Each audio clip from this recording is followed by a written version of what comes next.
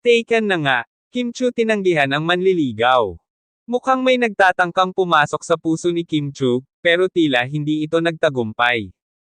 Ang kapamilya star, na patuloy na gumagawa ng ingay sa kanyang career at personal na buhay, ay muling naging usap-usapan matapos niyang tinanggihan ang isang manliligaw.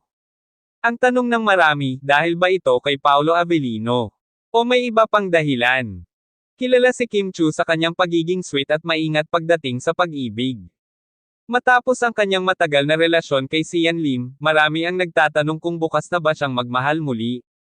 Ngunit ayon sa mga malalapit na sources, tila hindi pa handa si Kim na pumasok sa bagong relasyon, o baka naman may espesyal ng pwesto ang isang tao sa kanyang puso. Lalo pang lumakas ang haka-haka ng mga fans dahil sa Kim Chu at Paolo Avellino tandem na patuloy na nagbibigay ng kilig sa publiko.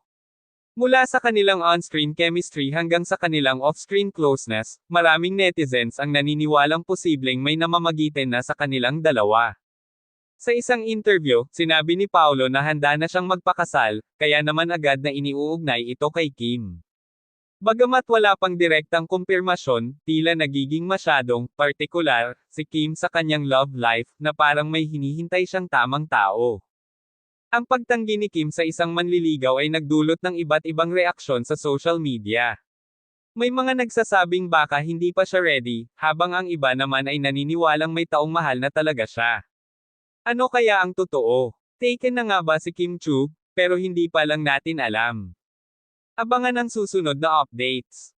Ano sa tingin nyo? Sino kaya ang tunay na nagpapasaya kay Kim ngayon? Comment down below at huwag kalimutang i-like at i-share ang video na ito.